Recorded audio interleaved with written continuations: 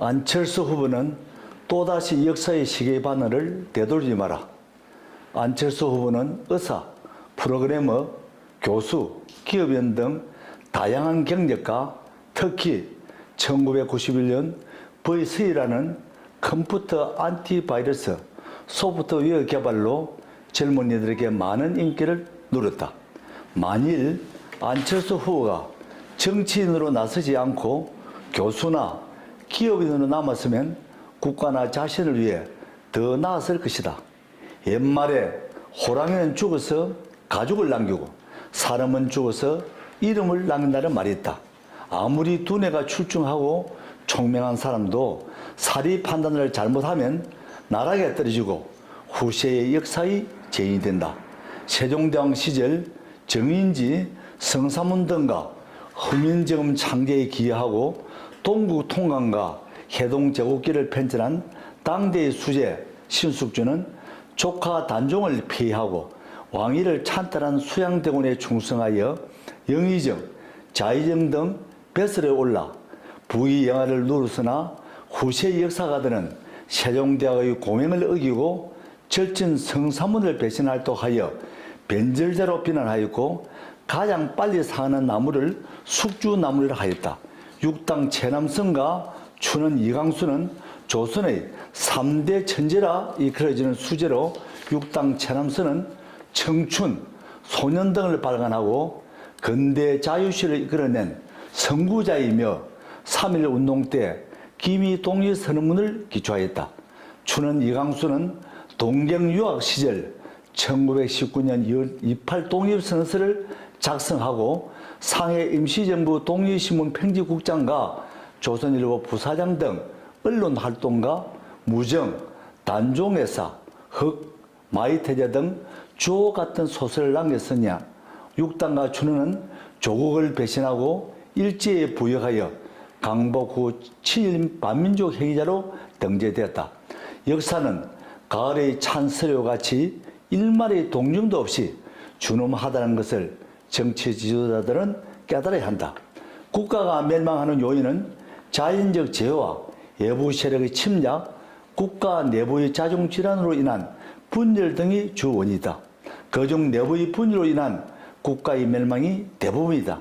내부적 요인으로는 국가 지도자의 무능, 국론 분열로 인한 자중질환, 고위공직자와 관리들의 부정부패, 지나친 포퓰리즘에 의한 재정 파탄, 공정과 상식과 원칙이 무너지는 불공정, 국가를 지킬 수 없는 안보 불감증, 세상을 어지럽히고 국민을 속이는 간신들의 바로 등이다.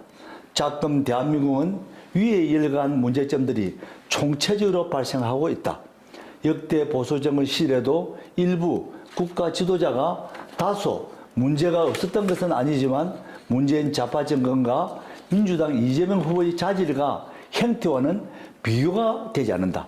역대 최악의 문재인 정권 출범에는 현재 안철수 후보도 책임에서 결코 자유롭지 못하다. 안철수 후보는 여러 면에서 문재인 정권 출범에 가장 많이 기여한 장본인이다. 2011년 서울시장 보궐선거 국면에서 안철수 후보는 TV 토크쇼와 대중 강연을 통해 청춘 세대의 멘토로 부각되어 서울시장 도전을 앞두고 50%가 넘는 서울의 시민의 지지를 받았다. 그럼에도 불구하고 불과 5% 지지를 얻고 있는 박원순에게 2011년 9월 6일 2시간가량 회담을 한 후 박원순 지지선을 하고 불출마를 선언했다.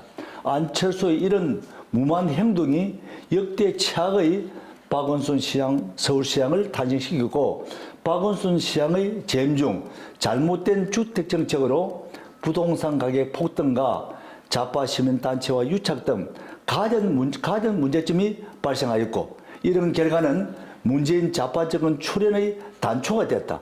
뿐만 아니라 2012년 대선 출마 후 문재인 후보와 단일화 시도 및 어설픈 후보 사태로 문재인 후보의 몸집만 키워주었고 2017년 대선에서는 보수 진영과 중도 진영의 후보가 난립하면 더불어민주당 문재인 후보에게 필패할 것이라는 것을 삼척 동료다 알 수 있는데도 불구하고 마치 문재인 후보를 당선시키겠다는 의도에서인지 출마를 강행하였다.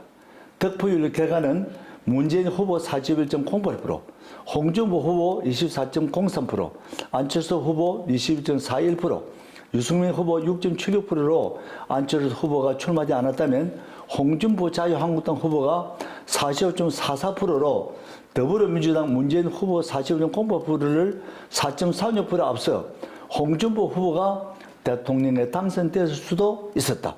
그리고 유승민 후보의 도전이 없었다면 홍준표 후보가 50.2%로 압승하였을 것이다. 안철수 후보는 정치에 입문하여 지금까지 역사에 역행하는 좌파 정권 출범에 크게 기여하겠다는 것을 인식하고 자고우면하지 말고 더 이상 역사에 전이되지 않도록 결단을 내려야 한다. 그리고 국민들의 부름을 위해 대통령에 출마한 자유민주주의 신봉자이며 공정과 상식과 원칙에 충실한 윤석열 지지에 동참하는 것이 역사의 책무이다. 또한 윤석열 후보와 국민의힘 대통령 후보 경선에 참여한 홍준표 의원과 유승민 전 의원도 더 이상 목리를 부리지 말고 윤석열 후보 지원에 적극적으로 나서는 것이 자신의 미래와 훗날 부정적인 역사적 평가를 막을 수 있는 길이라는 것을 명심하기 바란다.